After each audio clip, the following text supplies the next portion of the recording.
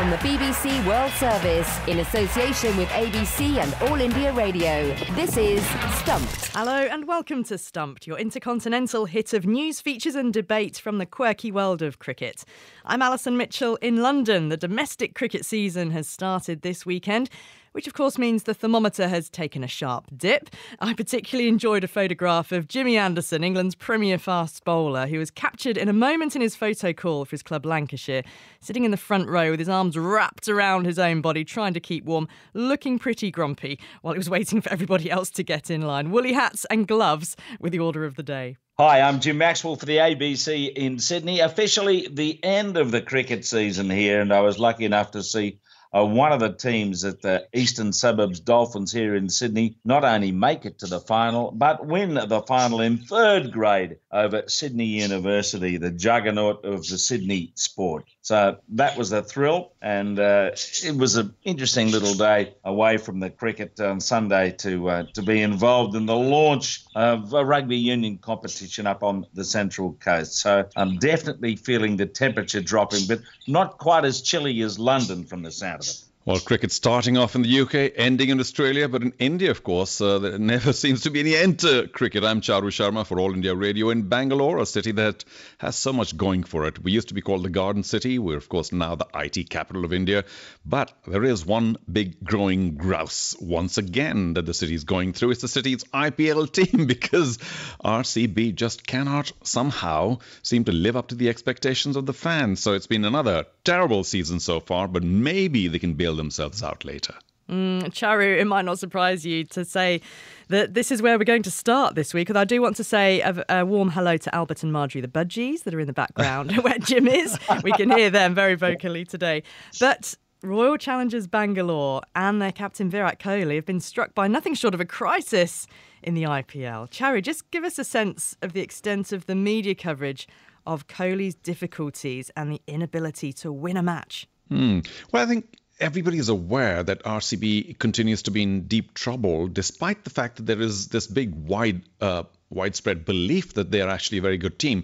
I personally think that they only have two batsmen, ABD and Kohli, and ABD is sort of, can I use the term, semi-retired, despite being one of my all-time favorites. But you can't expect him to just come on in and start scoring big, even though he's done pretty well so far. So they're short on batting. They're certainly short on bowling as well. They only have the leggy Yuzvendra Chahal is doing pretty well, but no real big name otherwise. So I don't see why there's so much expectation to perform on behalf of RCB. But, you know, the fans are huge. I think there's a sea of red, the stadium here at the Chinnaswamy Stadium. So I think there's a big gap between the expectations and reality here.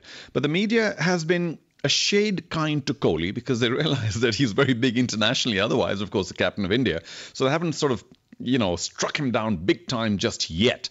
And you do feel sorry for Kohli because he's got such a giant image around him. But you can only be as good as your team. And it's not performing. How much responsibility do the team owners have to take for this as well, given the makeup of the team? He hasn't had a settled side over the years. Or is it simply time for a new captain?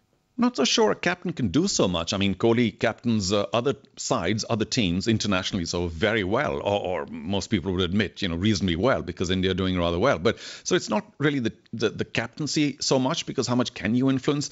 It's just that they don't have the personnel. And you touched upon the franchise of the team owners, which, thereby hangs the tail. So I'll try and be brief. Initially, of course, there was one individual who was largely sort of the face of the team as an owner.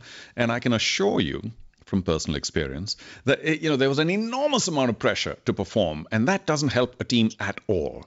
But he's no longer directly in charge, and the team's now being looked after by the executives of the company that now owns the team, and I dare suggest that they are far more benign, and I don't think they're going to go around and be very rough with the team, because that's not the corporate way. So I think the pressure from the franchise has certainly reduced, but either way it doesn't help. And I don't think we have to keep the franchise away. They're just owners, and they should let the cricket people take care of the cricket. It's just not happening for RCB because they don't have the personnel. Jim, the other story that's tickled me in the IPL this week, just to move away from Kohli, is the unlikely bromance that seems to be developing between Ashes rivals Jonny Bairstow and David Warner. They were at the centre of quite a few of the sledging wars, weren't they, that raged on and off the field when England's men last toured Australia. But it was all hugs and smiles when they both made centuries against RCB. And there's that photograph of them embracing when Bairstow got to his 100. It got a lot of exposure. They're quite the odd couple, aren't they? Well, they are when you look at the history, I suppose. But Warner's nothing if not a chameleon, I think. And so I'll be interested to see how this manifests itself when we change to an Ashes or even the World Cup. But it's like the League of Nations, the United Nations, the IPL. It seems to bring everybody together. Maybe that's what Donald Trump and the North Koreans and the Chinese should be doing, playing in the IPL, bring them all together.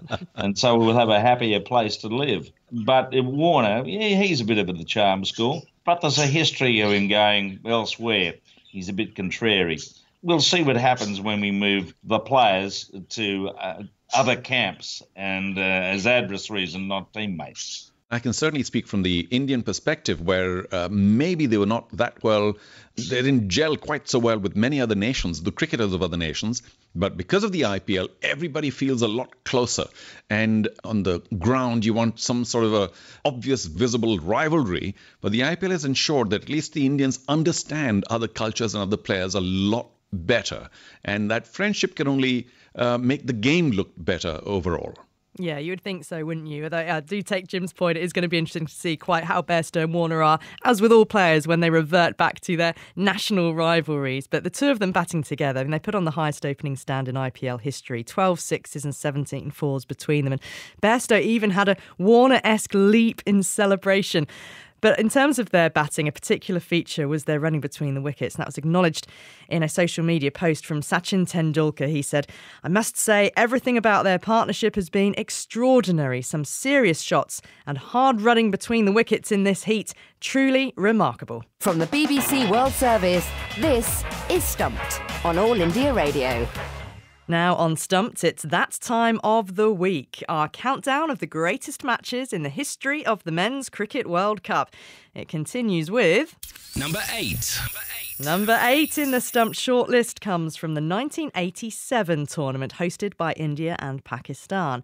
The opening match in Group A pitted defending champions India against Alan Border's Australia, and it produced a thrilling finish. Well, here's War again, running in from the far end, past umpire Archer, he's there, he bowls to... But he's bowled him! Australia won by 1 run! Maninder Singh's off stump goes way back towards the wicketkeeper. Australia, they're absolutely jubilant. The Indians can hardly believe it. They are all out for 269, just 1 run short of victory. What a game of cricket it's been here in Madras. You could hardly believe it. Henry Blofeld's commentary. That was Steve Waugh holding his nerve there to bowl Maninder Singh as Australia won by just 1 run. Jim, what are your memories of that amazing finish? Well, unfortunately, I wasn't there to watch it. I had to follow it here and there, and it was a bit of a post-reaction. There was no radio coverage until the final, so it was pretty hard to follow the 87 World Cup.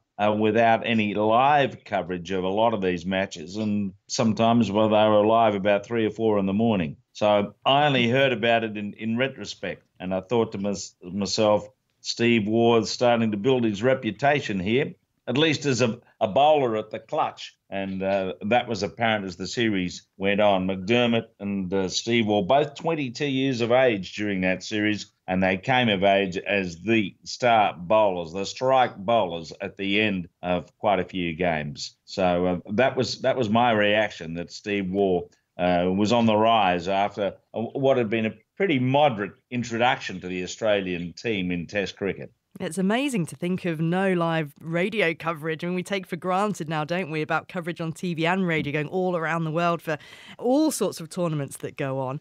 Charu, India were 207 for 2 with 15 overs remaining. So did it feel like they threw it away?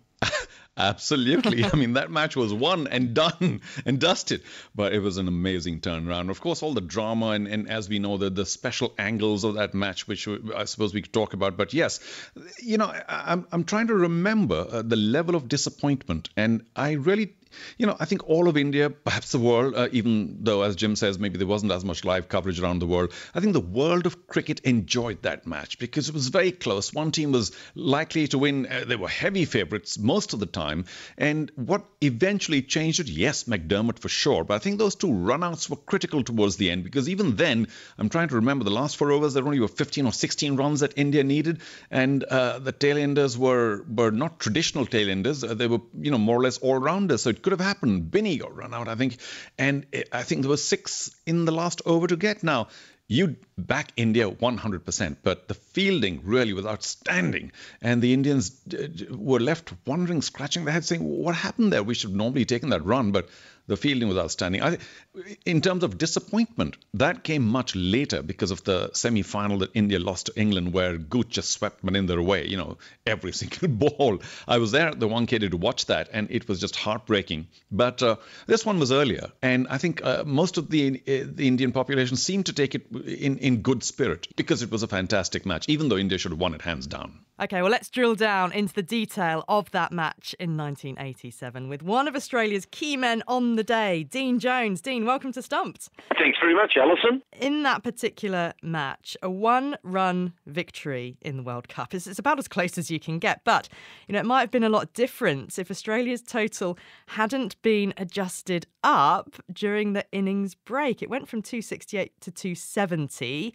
Tell us the story of what happened. Well, I remember facing Maninder Singh, the left-arm orthodox, and I hit one down the ground, and Ravi Shastri was on the boundary, and it looked plain and clear to me that it went over his arm in front of our team, and it carried the rope. And Ravi said it was 4. And we all complained. I looked at Dickie Bird, and Dickie says, I have to take the word of the fielder, son. So I said, come on, Dickie, you knew it carried. And Dickie says, I have to take the word of the fielder. So anyway, we continued on. He gave it 4. And I got out not too long after, I think, and walked off the ground. And I ran into the match referee, which was Hanif Mohammed, who, of course, we all know, made 499 3/4 in a first-class game. And I complained. And he said, we'll talk about the end of the match, or end of the innings. And I went and spoke to Dickie Bird. We walked into their dressing room and asked Ravi Shastri. He said, now, Ravi, we're going to go down to the OB van to see if it was a 4 or a 6.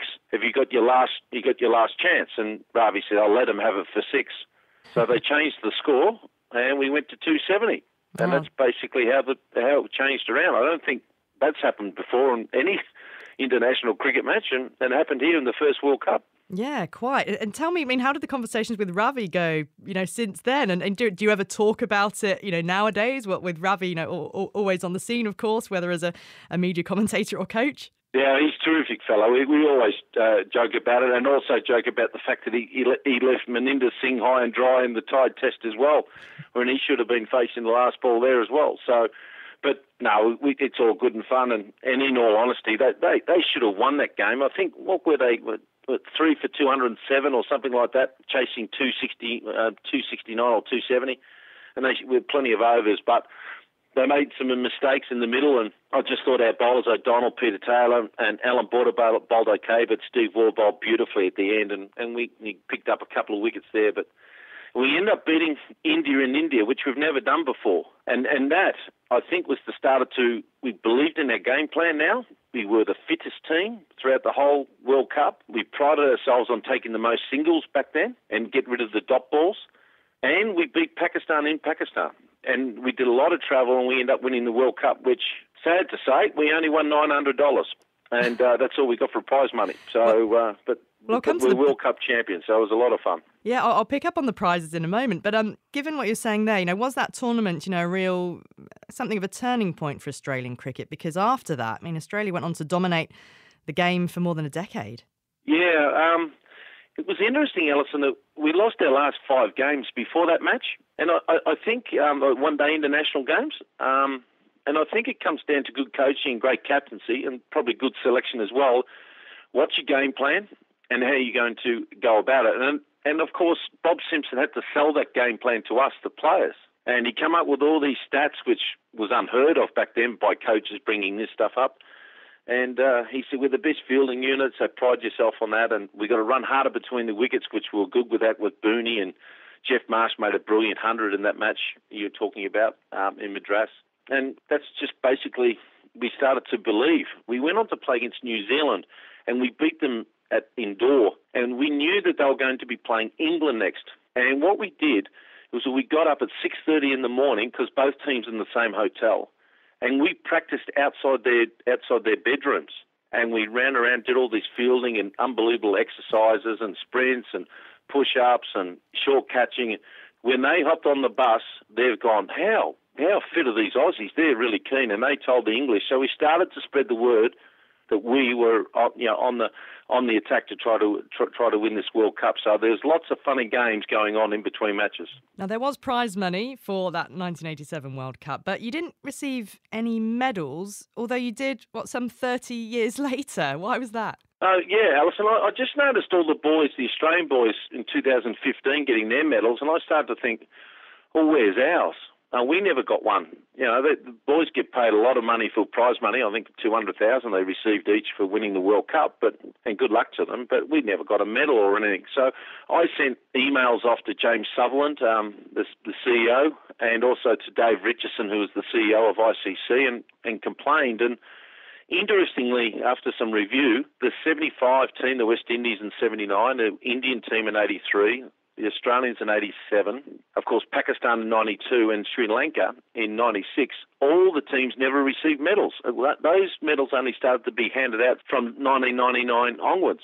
So they got all the boys back together only a year or so ago, and they presented our medals, and was presented to us by the Australian players. So it was a lot of fun to see the boys, and it's taken 30 years for us to get back together, which is really sad in a way, because winning our first ever World Cup was pretty important to us at the time. Oh, Dino, it's great to hear your views and to hear your memories of 1987. Thank you so much for joining us on Stumped. Pleasure. Thanks, Alison. Nice talking to you. From the BBC World Service, this is Stumped on All India Radio.